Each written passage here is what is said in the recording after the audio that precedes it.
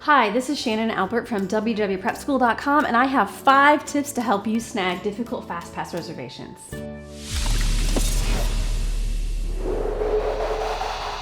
So time after time we hear from people that the most stressful, the most difficult part of planning a Disney World trip is booking FastPasses.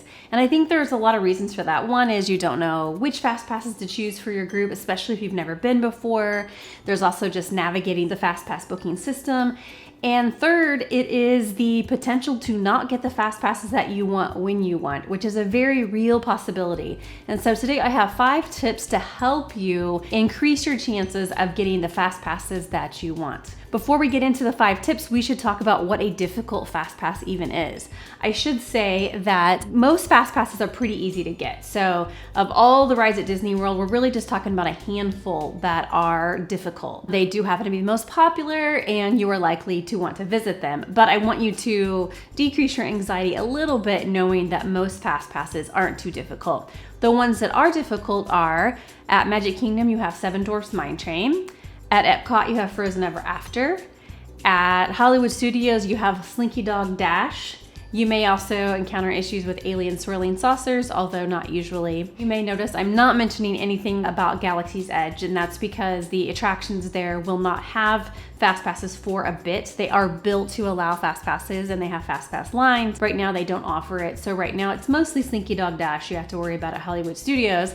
And then in Animal Kingdom, you have Flight of Passage, which remains super popular even a couple years after it has opened. To a lesser degree, Navi River Journey is also sometimes hard to get. So you have basically 1 to 2 attractions at each park that could be difficult. So now, some tips to help you snag those FastPasses. Tip number 1 is if you are staying on site, you need to book your FastPasses as soon as they open up 60 days ahead of time in order of difficulty and not in order of chronology. So let's talk about this. The FastPass booking system opens at 7 a.m. Eastern time, and that means as soon as you hit 60 days before your trip, the My Disney Experience system will magically open up FastPass booking for your dates. If you don't see it, you need to log out, log back in, and they should appear. At that point, you need to start making FastPasses, and the intuition, the instinct for people is to make them in order of their trip. Day 1, day 2, day 3, and you need to not do that. What you need to do is focus on those difficult FastPasses that I already mentioned and get those first. You are more likely to see openings toward the end of your trip versus the beginning, but you should be able to get most of what you want throughout your whole trip. So for instance, let's say that you need Seven Dwarfs Mine Train and Flight of Passage. You should go through your trip on the days that those are needed and book those, and then go back and start filling in the blanks for other rides that are not as hard to get. That is tip 1. Tip 2 is to try booking a FastPass for 1 person if you can't get it for your whole group, and then go back in and change your party to try to add the others. Now, the way this works is that when you are searching for, let's say, a party of 4 for FastPasses, the My Disney Experience system may show that there is no availability for you. But if you change it to just 1 person, it will appear, and then you can try to edit that reservation by changing the party and adding more people to it. And sometimes that will work even when searching for a party of 4 does not. That is tip number 2. Tip number 3 is to try to book separate FastPasses for everybody, but with overlapping times. So your first try, you're likely to want to book everybody in your party for the exact same time. So let's say you're trying to go on Flight of Passage from 10 a.m. to 11 a.m., but you can't get it. But there may be a 10 to 11, a 10:15 to 11:15, a 10:45 to 11:45. And as long as they overlap, you'll all be able to go on together. Disney will allow you to show up 5 minutes early and 15 minutes late. So you can kind of add that in when you're trying to find overlapping FastPass times.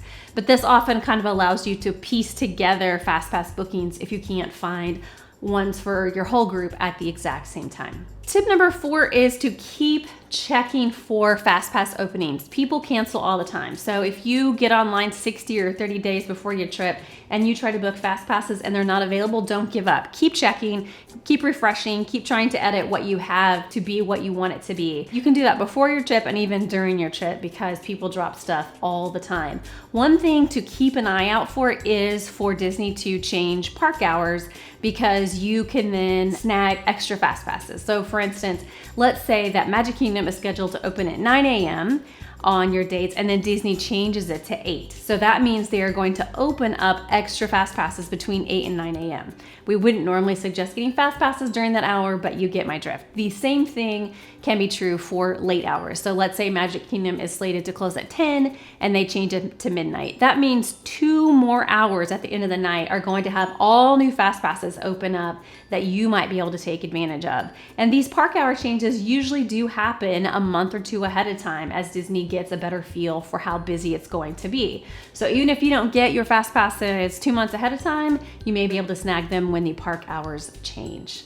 Or just keep checking. When people drop them, you can pick them up. Tip number 5 is that if you are staying club level at a Disney resort, you can buy FastPasses. Now, this is not cheap, but it can be very handy if you want to secure your FastPasses. There's a lot of detail about this that I will link in the description, but just for a quick overview, if you're staying club level, you can buy FastPasses for $50 a day and a minimum of 3 days.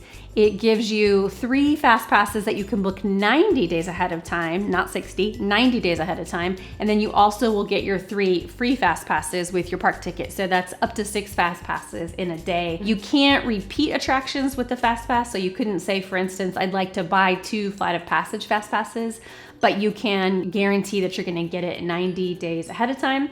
And that is available to people that are staying club level at Disney resorts. I'll link to more information in the description if you're interested in that. That's the 5 tips, but what if none of those work? And so you end up at Disney World without the FastPass that you were wanting for your trip. Well, you have a few different options. One option is that you could take advantage of extra magic hours. We don't normally recommend extra magic hours because those parks tend to be the busiest, but most people actually don't wake up early enough or stay up late enough to fully take advantage. So if you're willing to do that, you may be able to take advantage. Extra magic hours don't have FastPasses, so it's just about showing up and going on the attraction that you're interested in. You may also be interested in some of the special events like Early Morning Magic or Disney After Hours, which we happen to love. Again, they do not offer FastPasses, but the perk of those events is exclusivity. They don't sell a whole lot of tickets to them, so you can go on rides that may usually have a long line, but you can get in line without a lot of people waiting with you. Another idea, if you don't have the FastPass you want, is to make an early breakfast reservation. We have a whole article on how to pair an early breakfast reservation with a ride before the park opens.